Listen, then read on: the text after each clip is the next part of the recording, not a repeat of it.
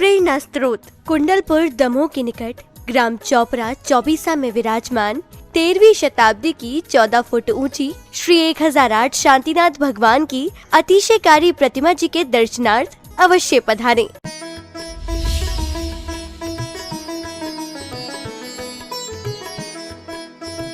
ज्ञान की आराधना में गृहस्थ जन श्रावकाचार का अध्ययन करें। श्रावकाचार का मतलब ये है कि जिन ग्रंथों में गृहस्थों के श्रावकों के आचार विचार का वर्णन होता है, उनकी दिनचर्या का वर्णन आता है, उन्हें क्या करना है क्या नहीं करना है, ऐसा संदेश जिन ग्रंथों में लिखा रहता है उन ग्रंथों को श्रावकाचार कहते हैं। आप सभी की भूमिका श्रावकाचार के ग्रंथों को पढ़ने की है। समय सार में क्या आया है वैसा अनुभव करने की तुम्हारी भावना होनी चाहिए।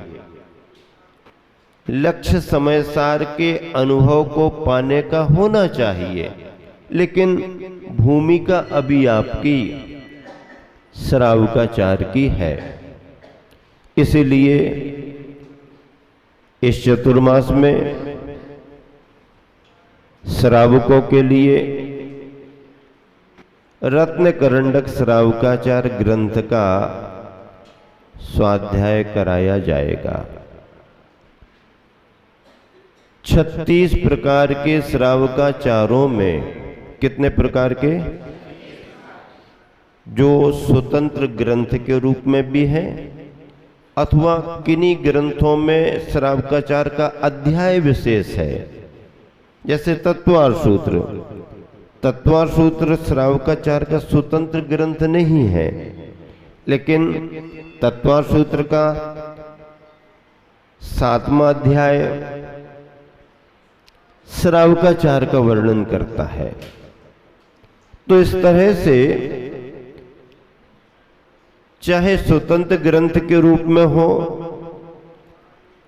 और चाहे किसी ग्रंथ के अध्याय विशेष के रूप में हो, 36 प्रकार के श्रावकाचारों का कथन है और उन सभी में रत्न करंडक श्रावकाचार का अपना विशेष स्थान है, उसका वैशिष्ट है। चमकते हुए रत्नों में जैसे हीरे का, डायमंड का, और समझ लीजिए कि हीरो में भी कोहिनूर हीरे का महत्व है, ऐसे ही श्रावकाचार के ग्रंथों में स्वतंत्र रूप में रत्न करंडक श्रावकाचार का महत्व है, बहुत बड़ा महत्व है। अपने गुरुवर के गुरुवर आचार्य ज्ञान सागर जी महाराज इस ग्रंथ को रत्नत्रय की स्तुति कहते थे। क्या कहते थे? रत्नत्रय की स्तुति। अर्थात इस ग्रंथ को एक बार पूरा पढ़ लिया जाए तो रत्नत्रय की स्तुति हो जाती है, रत्नत्रय का गुणगान हो जाता है। ऐसे इस रत्न करंडक श्रावकाचार ग्रंथ को आप सबके मध्य रखा गया है और उसमें भी खासियत ये जोड़ी गई है कि रत्न करंडक श्रावकाचार तो आपने कई बार पढ़ भी लिया होगा, महाराज जी माता जियों ने पढ़ाया भी होगा, लेकिन रत्न करंडक श्रावकाचार का जो पद्यानुवाद गुरुवर आचार्य श्री ने किया है रयण मंजूषा के नाम से, इस श्लोकों के बहुत अच्छे पद्य लिखे हैं, शायद वो आपने पढ़े नहीं होंगे। अब अपने गुरुवर का स्मरण अपन करते हैं, उनके प्रति अपनी कृतज्ञता है, वो हमारे तुम्हारे उपकारी हैं, तो उनके साहित्य को पढ़ना और साहित्य का प्रचार प्रसार समाज में करना, ये अपने गुरु के प्रति बहुत बड़ा समर्पण माना जाता है। ये दोनों कार्य आपको मिलेंगे। बहुत आनंद के साथ और उत्साह के साथ आपका ज्ञानार्जन होगा। ये पक्की गारंटी की बात कह रहा हूं कि आपको पढ़ने में कहीं बोरियत नहीं होगी। क्या नहीं होगी? बोरियत नहीं होगी। जैसे आप अपने चौके में आहारचर्या कराने में अच्छे से अच्छे आइटम बना करके रखते हो और ये भावना भाते हो कि सभी आइटम चल जाए, कोई महाराज जी फेल ना करे, कैंसिल ना करे, तो ऐसी भावना होती है ना। तो हम लोग भी अच्छे अच्छे आइटम बना करके आपको देंगे और आप जैसे चौके में थोड़ा सा आग्रह करके, विनय करके, वातावरण बना करके और ज्यादा देने की कोशिश करते हैं, ऐसे ही ज्ञान के क्षेत्र में इस चतुर्मास में हम सभी आपको अच्छे अच्छे आइटम दिखा करके कुछ ज्यादा ज्यादा देने की कोशिश करेंगे। चलिएगा, मंगलाचरण प्रारंभ करते हैं। आप सभी मिलान करें। नमः श्री वर्धमानाय, नमः श्री वर्धमानाय, निर्धूत कलिलात्मने, निर्धूत कलिलात्मने, सालोकानां त्रिलोकानां, सालोकानां त्रिलोकानां, यद विद्यादर्पणायते। विद्यादर्पणायते। कितना बढ़िया मंगलाचरण है। आचार्य समंत भद्र महाराज जी ने ग्रंथ लेखन में अपना मंगलाचरण किया है और मंगलाचरण में वर्धमान महावीर स्वामी का स्मरण किया है। मंगलाचरण क्यों किया जाता है? प्रत्येक कार्य में हम मंगलाचरण क्यों कराते हैं? मंगलाचरण का मतलब है कि वातावरण में मंगल की कामना करना, देश दुनिया में मंगल मंगल हो ऐसी भावना भाना, और सभी को तो मंगल की प्राप्ति हो, हमारे को भी मंगल और मंगल आचरण की प्राप्ति हो, इसलिए मंगलाचरण कराया जाता है। ऐसा मंगलाचरण अपने ग्रंथ लेखन के प्रारंभ में आचार्य समंत भद्र स्वामी ने किया। समंत भद्र स्वामी, उनका स्थान दिगंबर जैन परंपरा में बहुत बहुत महत्व का है। अनेक आचार्य हुए हैं, उनका इतिहास है, लेकिन कुछ आचार्यों का जो प्रभाव रहा है जनमानस पर, उनकी साहित्यिक देन के कारण, उनके प्रभावना अंग के कारण उन्हें बार बार इतिहास याद करता रहता है। आचार्य कुंद कुंद स्वामी, उनका वाङ्मय साहित्य, आचार्य उसके पहले धरसेन स्वामी, पुष्पदंत भूतबली, यति भृषभ आचार्य महाराज, आर्यमंशु नागहस्ती, गुणधर, इन आचार्यों से जो परंपरा चली आई, आचार्य उमा स्वामी महाराज तत्वार सूत्र लिखने वाले, आचार्य समंत भद्र महाराज, आचार्य अकलंक महाराज, आदि आदि अनेक आचार्यों को बार बार याद किया जाता है। ऐसे आचार्य समंत भद्र महाराज जी ने मंगलाचरण में नमस्कार करते हुए किन्हें याद किया? वर्धमान के लिए याद किया। कौन से वर्धमान के लिए याद किया? बाल शिशु वाले वर्धमान नहीं, जिनकी परिभाषा पाठशाला में पढ़ाई जाती है कि बढ़ता चले सो वर्धमान, जिनके जन्म लेने पर महाराजा सिद्धार्थ की नगरी में प्रियकारिणी मां त्रिशला के आंगन में सब कुछ बढ़ने लगा, वैभव बढ़ने लगा, खजाना बढ़ने लगा, बल बढ़ने लगा, विक्रम बढ़ने लगा, दूर दूर तक यश का विस्तार होने लगा, जिनके आने मात्र से तीनों लोकों में महाराजा सिद्धार्थ और मां प्रियकारिणी की चर्चा शुरू हो गई। सभी कुंडपुर नगरी की ओर आने लगे। तो बढ़ता चले सो जो शिशु आया है उसका नाम वर्धमान रख दो।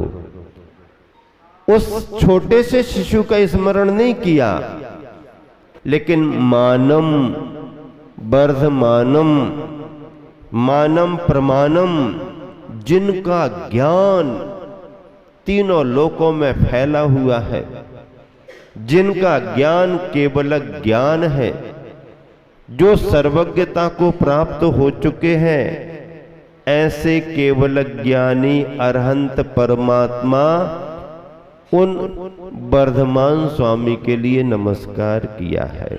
नमः श्री वर्धमानाय। पहला पद क्या है श्लोक का? नमः श्री वर्धमानाय। वर्धमान स्वामी के लिए नमस्कार हो। निर्धूत कलिल आत्मने, आत्मने कलिलम, कलिलम ज्ञानावरणादि कर्मम,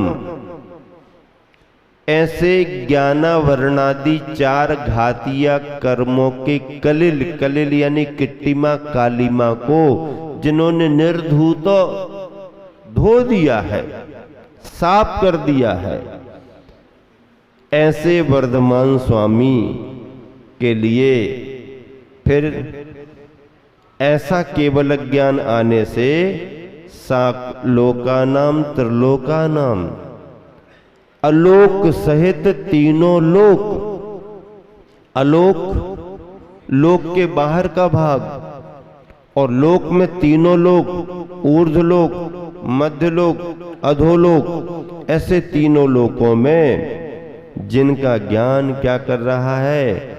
यद विद्या दर्पणायते, दर्पण के समान विद्या यानी जिनका ज्ञान काम करने लगा है। यत विद्या दर्पणायते, दर्पण यु आचष्टे इति दर्पणायते, दर्पण की तरह काम करने लगा है, उसे दर्पणायते कहा जाता है। देखो पद्यानुवाद गुरुवर आचार्य श्री का पढ़ो, फिर उसके आगे व्याख्या करेंगे, ताकि यह पहला श्लोक आपकी स्मृति में एक साथ पद्यानुवाद के साथ आए।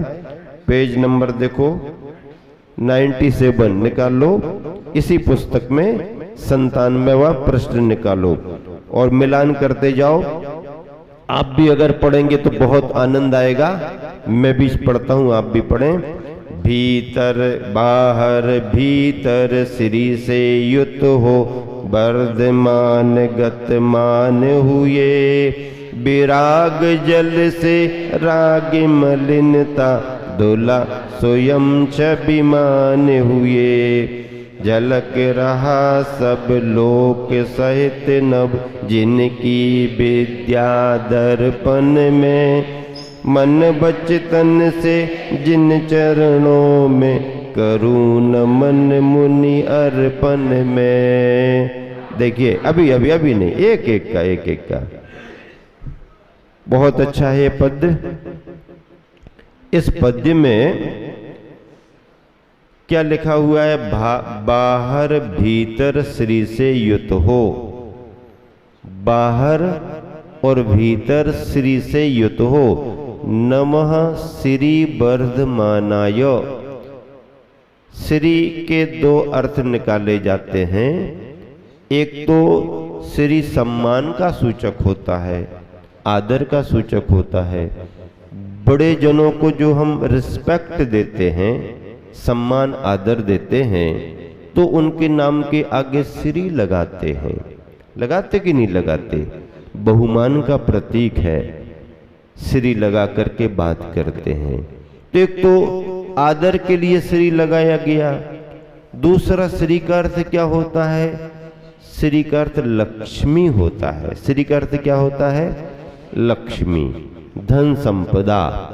तो वर्धमान स्वामी कैसे थे? आचार्य समंतभद्र महाराज जी ने आदर सूचक, सम्मान सूचक श्री तो लगा करके उन्हें स्मरण किया ही, लेकिन दूसरे पक्ष में उन्होंने कहा कि वो हमारे वर्धमान स्वामी लक्ष्मी से सहित थे। लेकिन कौन सी लक्ष्मी? अंतरंग में ज्ञान की लक्ष्मी, ज्ञान का धन। ज्ञान के धन से बड़ा कोई दूसरा धन नहीं है। अंतर क्या है? आप अपने धन की रक्षा आप करते हो। धन की रक्षा कौन करता है? आप करते हो, ठीक है ना? धन की रक्षा कौन करता है? आप करते हो। लेकिन ज्ञान क्या करता है? ज्ञान धन की भी रक्षा करता है और धनवान की भी रक्षा करता है। ज्ञान डबल काम करता है। ज्ञान धन की भी रक्षा करता है और धनवान की भी रक्षा करता है। हाँ, आप केवल धन की रक्षा कर पाओगे, आपकी रक्षा कौन करेगा? अगर किसी के घर में कोई आदमी आपराधिक प्रवृत्ति का आ गया और उसने कह दिया अब मैं तुम्हारे को नहीं आप ले जाओ ले जाओ ले जाओ, जो ले जाना। नहीं, वो तो ले ही जाएंगे, पहले आपको भी ले जाएंगे। उसको तो ले जाएंगे लेकिन आपको भी ले जाएंगे। अब आपकी रक्षा कौन करेगा? आप अपनी रक्षा कर सकते हो, लेकिन धन आपकी रक्षा नहीं कर सकता, ज्ञान आपकी रक्षा करा सकता। ऐसा स्वाध्याय आपने किया तो धन भी आपका सुरक्षित रहेगा और धन का मालिक भी सुरक्षित रहेगा। वो आपको सद्बुद्धि देगा, वो आपको संस्कारों से जोड़ करके रखेगा। ज्ञान का बड़ा महत्व है। इसीलिए आपको रत्नकरंडक श्रावकाचार में आचार्य समंतभद्र महाराज जी ने कहा कि हमारे वर्धमान स्वामी सामान्य नहीं थे। जिसे आप बाहर का धन कहते हैं वो उनके पास नहीं था, वह उन्होंने छोड़ दिया था। क्या किया? ऐसा करने पर अंतरंग से केवल ज्ञान का धन उन्हें प्राप्त हुआ। और जब केवल ज्ञान का धन प्राप्त हुआ, वो लक्ष्मी संपन्न हुए, तो तीर्थंकर प्रकृति के उदय से इंद्र ने कुबेर को आदेश देकर के समोसरण की रचना कराई।